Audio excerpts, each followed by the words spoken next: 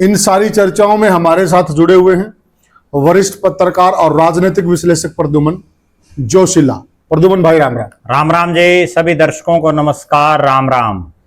राजनीति की दुनिया की बात करो साथियों, अभी 17 तारीख को मोदी का जन्मदिन था और उस जन्मदिन की बहुत चर्चाएं रही। उससे पहले भी बहुत सारी चर्चाएं थी।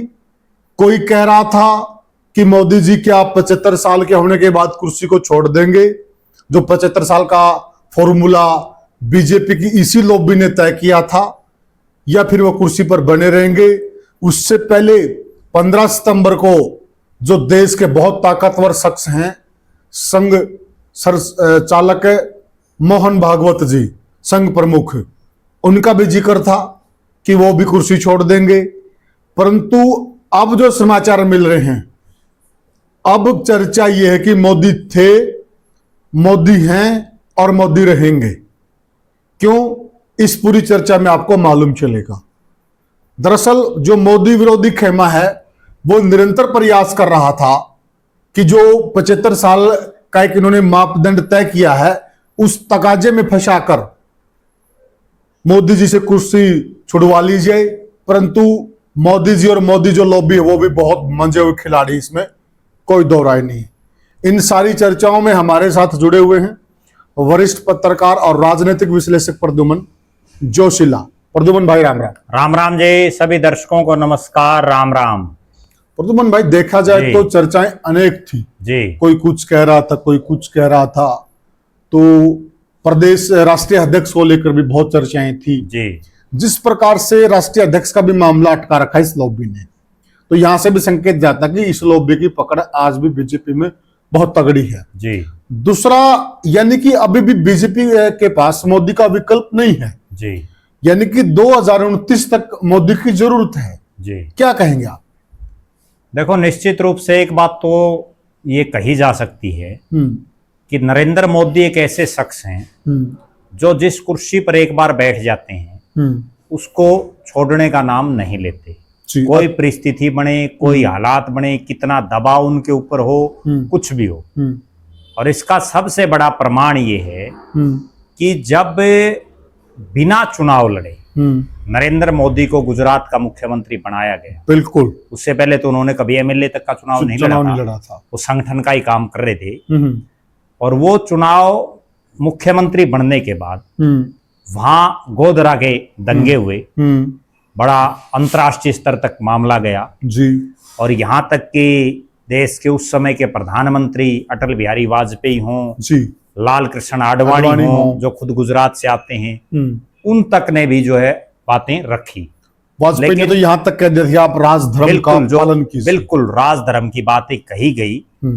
और उस समय बड़ा भारी दबाव था नरेंद्र मोदी, बहुत ज्यादा, इस्तीफा देने का। और वो दबाव इसलिए और ज्यादा भारी था कि उस समय नरेंद्र मोदी कोई परिपक्व जो एक मुख्यमंत्री होता वो नहीं थे, क्योंकि बिल्कुल नए नवेले ज्यादा समय भी जैसे अब नायब सिंह सैनी बने, वो भी विधायक नहीं थे। ठीक है, कम से कम ये सांसद बन चुके थे, उससे पहले एमएलए भी रहे थे। ठीक है, और वो तो कुछ भी नहीं बने थे। ठीक है, संगठन एक अलग बात है, सरकार चलाना अलग बात है। लेकिन उसके बावजूद नरेंद्र मोदी टस से मस नहीं हुए, उन्होंने नहीं दिया इस्तीफा। उसके बाद वो लगातार गुजरात के मुख्यमंत्री रहे। फिर एक मौका और आया जब मुख्यमंत्री रहते हुए उन्हें भारतीय जनता पार्टी ने पहले और फिर एनडीए ने अपना प्रधानमंत्री का कैंडिडेट डिक्लेयर किया। होना तो ये चाहिए कि जिस शख्स को वो चाहे किसी भी पद पर बैठा है, अगर वो एक राज्य की राजनीति कर रहा है और उसको एकदम से राष्ट्रीय स्तर पर प्रोजेक्ट कर दिया, तो कायदा तो ये बनता है कि उसको फिर उस राज्य में अपने पद से इस्तीफा दे देना चाहिए। क्योंकि उसके बाद वो राष्ट्रीय स्तर का नेता हो गया। वो हारो जीतो लेकिन पीएम इन वेटिंग तो रहेंगे। उसके बावजूद नरेंद्र मोदी ने इस्तीफा नहीं दिया। मुख्यमंत्री भी रहे वो और प्रधानमंत्री के प्रत्याशी रहे। फिर वो प्रधानमंत्री बन गए। उस प्रधानमंत्री बनने के बाद भी बहुत बार इस तरह के हालात देश में बने, चाहे किसान मूवमेंट बनी, कितनी भयंकर 13 महीने लोग दिल्ली को घेरे बिल्कुल जी, रखे, बिल्कुल। लेकिन मोदी टस से मस नहीं हुआ। बिल्कुल, उस टाइम लोग ये अंदाजा लगाते थे, जिस प्रकार से आंदोलन की तरफ से आक्रामक बयान बाजे जाती थी, जिस प्रकार से चौतरफा दबाव था, जिस प्रकार से अन्य कंट्रीज के भी बयान आने लगे थे। कनाडा तो आंदोलन में खुल के कूद पड़ा था, अमेरिका तक के भी बयान आ गए थे, अन्य कंट्रीज के बयान आ गए थे। यहाँ से जो विपक्षी दल उन्होंने भी निरंतर दबाव बना रखा था। ये देखिए ना, एक सिंगल बयान नहीं आया देश के प्रधानमंत्री का, बिल्कुल एक सिंगल बयान।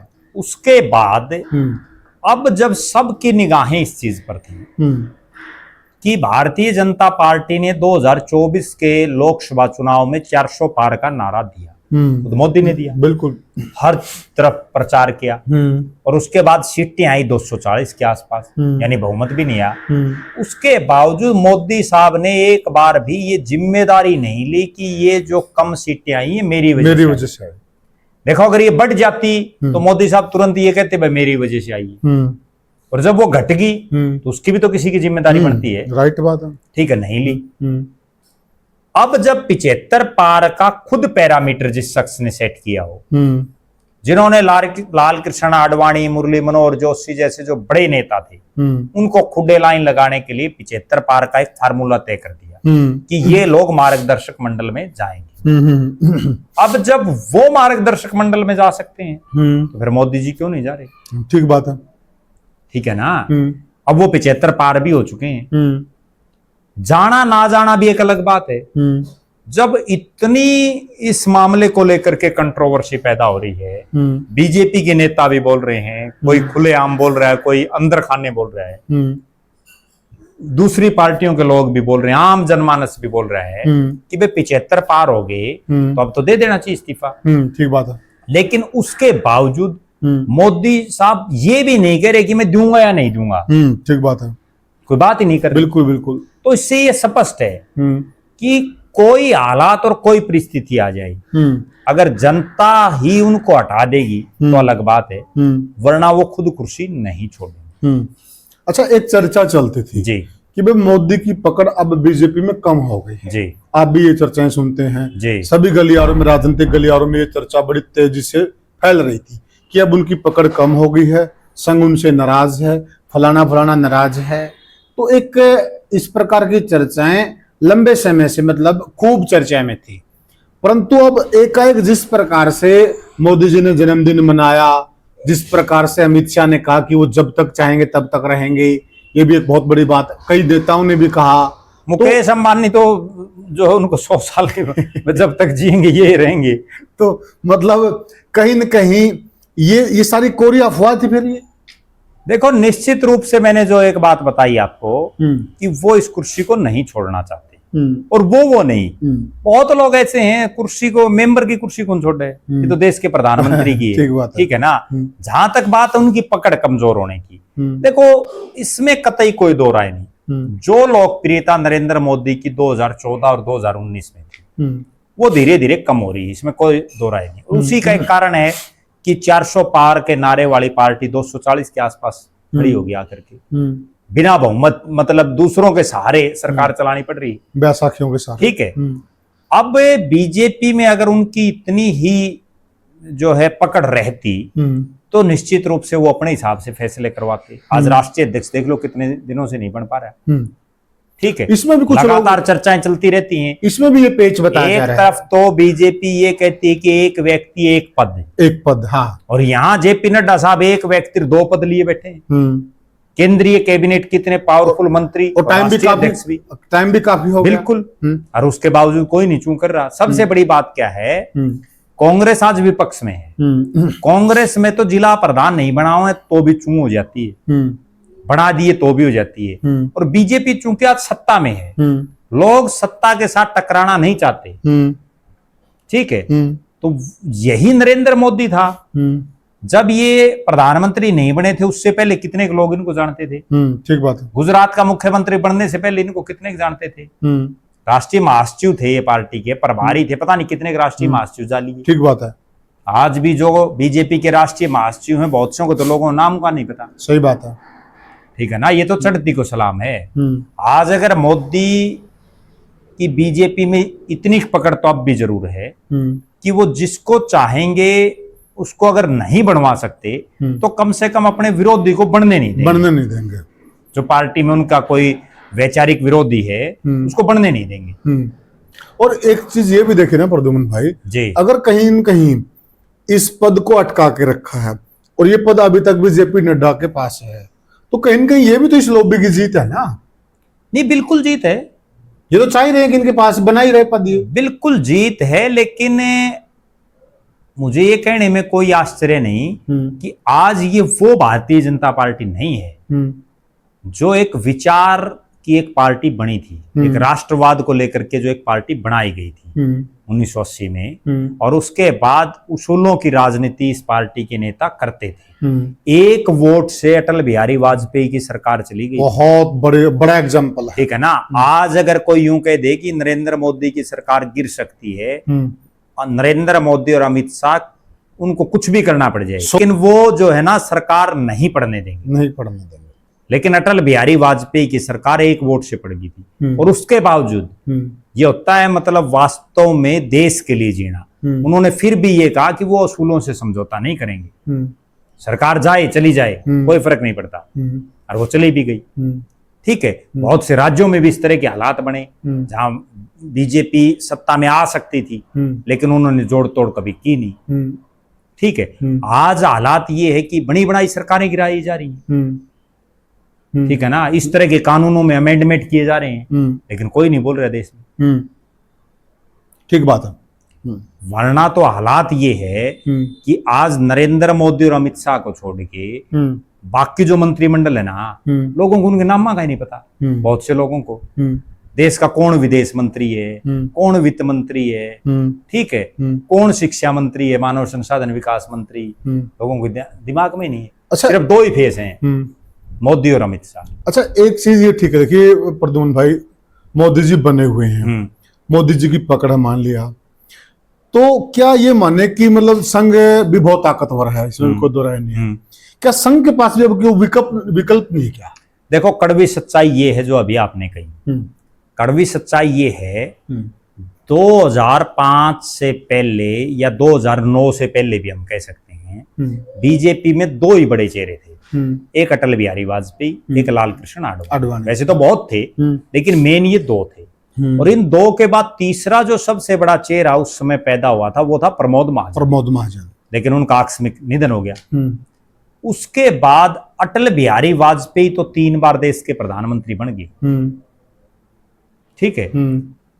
फिर 2004 में एक साइनिंग इंडिया का नारा देकर के लाल कृष्ण आडवाणी को आगे किया गया, 6 महीने पहले चुनाव करा लिए, ठीक है। नियत समय से पहले इसलिए चुनाव करा लिए कि भाई कांग्रेस के समझ में नहीं आएगी और हम साइनिंग इंडिया में बहा ले जाएंगे सिस्टम, और हो गया उल्टा, हो गया साहब मामला, कांग्रेस आ गई। 2009 में फिर लाल कृष्ण आडवाणी को पीएम इन वेटिंग डिक्लेयर किया गया, ये प्रधानमंत्री के कैंडिडेट हैं, क्योंकि वाजपेयी साहब तो बुजुर्ग हो चुके थे, वो भी चुनाव हार गए। 14 में फिर हालात यही थी, कोई विकल्प और था नहीं, भाई लाल कृष्ण आडवाणी को ही फेर करें।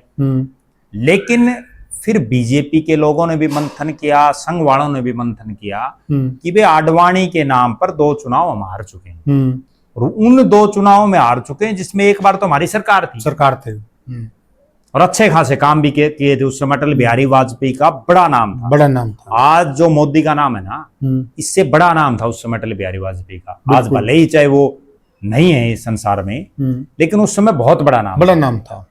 फिर क्या हुआ, और उन्होंने कई काम करके भी दिखाए, और बड़ा इज्जत के साथ था, बिल्कुल। चाहे विपक्षी है ना, वो भी उनको इज्जत बख्शते थे, बिल्कुल बिल्कुल। उनको राजनीति में अजात शत्रु बोला जाता है। अजात शत्रु इसलिए बोला जाता है कि विपक्ष वाले भी उनकी सराहना करते थे, ठीक है। और वो करते भी इसलिए थे कि वो मूलतः ये नहीं है कि प्योर पॉलिटिशियन थे, वो कवि भी थे, वो लेखक भी थे, ठीक है ना, वो कविताएं लिखते रहते थे। तो उनका जो सोचने का, चिंतन करने का कहीं ना कहीं आम जो जनमानस है उससे थोड़ा सा ऊपर लेवल था। फिर जो है 2014 में राज लाने के लिए 2013 में नरेंद्र मोदी जो उस समय गुजरात के मुख्यमंत्री थे, उनको राजनाथ सिंह ने प्रोजेक्ट किया, राजनाथ सिंह राष्ट्रीय अध्यक्ष थे। वरना तो राजनाथ सिंह का नाम नरेंद्र मोदी से तो बड़ा था, क्योंकि उत्तर प्रदेश जो इतना बड़ा राज्य था उसके मुख्यमंत्री रहे हैं। शिवराज सिंह चौहान का भी एक बड़ा नाम था उस समय, जो मध्य प्रदेश के मुख्यमंत्री थे। बिल्कुल ठीक है, उस समय कई और भी चेहरे थे भारतीय जनता पार्टी में, लेकिन आखिरकार नरेंद्र मोदी की जो दो सबसे बड़ी खासियत है, जो मैं अक्सर कहता हूँ, वो मार्केटिंग और मैनेजमेंट के बड़े खिलाड़ी। उन्होंने जो अपनी ब्रांडिंग करवाई, वाइब्रेट गुजरात, जो ब्रांडिंग हुई उनकी गुजरात को लेकर के, और बीजेपी ने फिर उनको अपना एक चेहरा बना दिया। चेहरा बनाने के बाद हुआ ये कि अन्ना हजारे की मूवमेंट, बाबा रामदेव की मूवमेंट, लोग कांग्रेस के 10 साल के राज से छिक लिए थे, हर रोज घपले घोटालों की बारी, ठीक है, रोज सुनने को मिलते थे, तो लोग भी तंग थे। और उन्होंने, मेरा ये मानना है कि मोदी को जिताने के लिए नहीं बल्कि कांग्रेस को हराने के लिए वोटिंग, ठीक बात है, और उस हराने के लिए मैं मोदी को सूत आ गई, प्रधानमंत्री बन गई। 14 के बाद फिर क्या हुआ कि उन्होंने ये शुरू कर दिया कि कांग्रेस के या दूसरे जो क्षेत्रीय दल हैं, जितने मुख्य चेहरे हैं, उनमें से ज्यादातर को तोड़ लाओ किसी भी तरह से। किसी को मुख्यमंत्री बनाओ, किसी को मंत्री बनाओ, किसी को एमपी बनाओ, किसी को एमएलए, किसी को चेयरमैन, कुछ भी बनाओ, और वो कर दिया। कांग्रेस में हालात ये थी कि 10 साल तो वो राज, और उससे पहले भी वाजपेयी के राज को अगर छोड़ दें, या चरण सिंह के राज को छोड़ दें, वीपी सिंह के छोड़ दें, चंद्रशेखर के कुछ एक समय छोड़ दें, तो बाकी तो कांग्रेस ने किया है। तो कांग्रेस वालों को राज की ललक रहती थी, वो राज के बिना नींद नहीं आती। जिन को नींद नहीं आती थी उनमें से कई बीजेपी ज्वाइन करके कांग्रेस हो गई डामाडोल। फिर 19 में भी जीत गए, अब 24 में फिर जीत गए। अब हालात और परिस्थितियां ये हैं कि फिलहाल कोई अल्टरनेट ही नहीं दिख रहा मोदी का बीजेपी में। क्यों? 2 बड़े चेहरे थे जो मोदी को टक्कर देते दिख रहे थे, बल्कि वो मोदी से सीनियर दिख रहे थे। एक सुषमा स्वराज और एक अरुण जेटली, दोनों अच्छे वक्ता थे, अच्छी पकड़ भी थी, और दोनों जिस ढंग से, जो अटल बिहारी वाजपेयी की एक छवि थी ना, आजाद शत्रु टाइप की, इस तरह से दोनों की छवि थी। वो सबसे मिलजुल के रहते थे। बिल्कुल। नरेंद्र मोदी को तो थोड़ा दूसरे टाइप का लोग समझते हैं, भाई ये सही ढंग से जो है लोगों से ज्यादा घुलता मिलता नहीं, लेकिन वो दोनों मिलनसार थे। लेकिन उन दोनों का निधन हो गया। उसके बाद और जितने नेता है, राजनाथ सिंह भी बुजुर्ग से टाइप के हो गए। नितिन गडकरी एक चेहरा है, लेकिन वो भी राष्ट्रीय फलक पर कहीं नहीं छा पाए। वो भी इस तरह की बयानबाजी दे देते हैं, वो फिर चर्चाओं में बने रहते हैं। योगी आदित्यनाथ जो है, एक बिल्कुल ही हिंदुत्व का जो मतलब उसको सूट करता है, और जो क्योंकि अभी बहुमत है नहीं, तो और पार्टियां उसको मानने ना मानने, ये भी अपने आप में एक बहुत बड़ा सवाल है। बाकी जो बीजेपी में द्वितीय पंक्ति के जो नेता है ना, उसमें तो कोई ऐसा चेहरा दिख ही नहीं रहा जो मतलब पूरा देश तो छोड़ दो आप, एक कम से कम एक 5-7 राज्यों में पॉपुलर हो। तो प्रद्युम्न भाई देखिए, एक शख्स इनके साथ अमित शाह है। अमित शाह को अगर बढ़ा दे तो वो मोदी है। अब दूसरी पंक्ति की बात कर रहे हैं, जो कांग्रेस है ना, कांग्रेस यही मरे। बिल्कुल, कांग्रेस है अपनी अगली पंक्ति के नेता तैयार नहीं कर पाए, तो फिर क्या बीजेपी भी उसी राह पे चल पड़ी? फिर तो बिल्कुल उसी राह पर बीजेपी है। और क्यों है? क्योंकि आज बीजेपी वो भारतीय जनता पार्टी बची ही नहीं। अब तो इसमें आधी कांग्रेस, आधी से ज्यादा। ये बहुत बड़ी बात है, ठीक है ना? या तो कांग्रेस है या दूसरी पार्टियों के लोग आके घुस रहे हैं। जो मूल जो सिद्धांत, मतलब बीजेपी का कांग्रेस ही करना है। बिल्कुल है। ठीक है, कांग्रेस क्यों मरी? पीवी नरसिम्हा राव के बाद कोई बहुत बड़ा चेहरा कांग्रेस में नहीं उभर पाया। सोनिया गांधी के चेहरे पर उन्होंने चुनाव लड़ लिया। डॉक्टर मनमोहन सिंह को प्रधानमंत्री बना दिया। उससे पहले 2 चेहरे बड़े उठे थे देश में, एक माधवराव सिंधिया थे और एक राजेश पायलट थे। लेकिन दोनों का निधन हो गया। ठीक है, ये भी तो जो जब कोई आदमी चला जाता है संसार में तो एकदम सेटबैक लगता पार्टी को। बिल्कुल। फिर उसके बाद क्या हुआ कि डॉक्टर मनमोहन सिंह बुजुर्ग थे, उस समय एक चेहरा उभरे, प्रणब मुखर्जी। सबके दिमाग में यह था कि डॉक्टर मनमोहन सिंह के बाद प्रणब मुखर्जी प्रधानमंत्री बन सकते हैं, लेकिन उनको फिर राष्ट्रपति बना दिया। और वो थोड़े आक्रामक शैली के भी थे। दूसरा जो है कांग्रेस की विचारधारा से अलग विचारधारा भी थी। बिल्कुल। तो कई चीजें ऐसी थी। फिर क्या हुआ, कांग्रेस में द्वितीय पंक्ति के नेता ही नहीं बचे। जो कुछ एक बचे वो बस गांधी नेहरू परिवार के इर्द गिर्द घूमना, और उसके अलावा जनाधार वाले नहीं बचे, डम्मी से बन गए हाँ सब। बिल्कुल, जो जनाधार वाले जो नेता थे वो बचे ही नहीं। तो फिर इसलिए कांग्रेस की आज ये दुर्दशा है। आज कांग्रेस के हालात ये हैं, जो 99-100 MP कांग्रेस के जीते हुए हैं, उनमें से पॉपुलर कितने के हैं? अच्छा आप ये देखो, एक बात और बताइए, हम बीजेपी आते हैं, जो बीजेपी कड़क फैसलों के लिए जाने जाते थे, जो बीजेपी में एक धार होती थी, भाई फैसला लिया तो लिया, तो वो धार कौन होगी अब? देखो समय बदलता रहता है, समय कभी एक का नहीं होता। एक वो समय था जब गांधी नेहरू परिवार की तूती बोलती थी, और उसके बाद एक समय ऐसा आया कि राहुल गांधी अपनी उसी सीट से हार गए चुनाव। कभी किसी ने कल्पना की? ठीक बात है। ठीक है, आज नरेंद्र मोदी और अमित शाह का दौर है। एक वो दौर भी था जब अमित शाह के ऊपर किस किस तरह के आरोप लगे थे। सही बात है। ठीक है, किसी ने ये सोचा था कि इतने आरोप जिस आदमी पर लगे हैं वो देश का गृह मंत्री बनेगा। और आज वही आदमी एक ऐसा बिल लेके आ रहा है, बिल्कुल, जो आदमी जिसके ऊपर अपराध के मुकदमे दर्ज होंगे या 1 महीने जेल में रह के आ जाएगा, वो चला जाएगा। हाँ, बिल्कुल।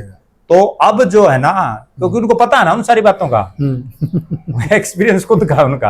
अब राहुल गांधी में और मोदी और अमित शाह मंत्री यही है कि मोदी और अमित शाह ने सारे काम सब चीजें करके देख रखी हैं, अनुभवी हैं, वो अनुभवी हैं, मुकदमे भुगते आए, हर मामले में अनुभवी हैं। जबकि जो राहुल गांधी है वो तो बेचारा दूसरों जैसे उसको पढ़ा देते हैं वैसे बोल रहे हैं। बिल्कुल, अभी उसको जरूरत है। हालांकि मेरा ये मानना है कि जिस ढंग से वो लगा हुआ है, अगर वो सिर्फ एक काम और कर ले, निरंतरता, अगर वो लगातार लोगों के बीच में रहे तो कामयाब हो सकता है। तो समय बदलता रहता है, एक सा किसी का नहीं रहा। राइट बात। आज नरेंद्र मोदी अमित शाह का है, कल को क्या पता किसका होगा। जी, तो प्रद्युमन भाई, फिर अंतिम बात ये निचोड़ यही है कि विकल्पहीन बीजेपी धीरे धीरे होती जा रही है, बिल्कुल, और कांग्रेस की राह पर है। तो भविष्य में कहीं न कहीं ये चीज बीजेपी के लिए अच्छी नहीं है, ये खुल के हम कह सकते हैं। बिल्कुल सही बात है। आज नरेंद्र मोदी का कोई अल्टरनेट नहीं है, और ना ही कोई अल्टरनेट पैदा करने का कोई प्रयास किया जा रहा है। एक प्रयास भी करना होता है जी, क्योंकि एक बड़ी गजब बात ये होती है, जिसको चौधर देनी होती है ना, उसको थोड़ा थोड़ा आगे बढ़ाना शुरू कर देते हैं।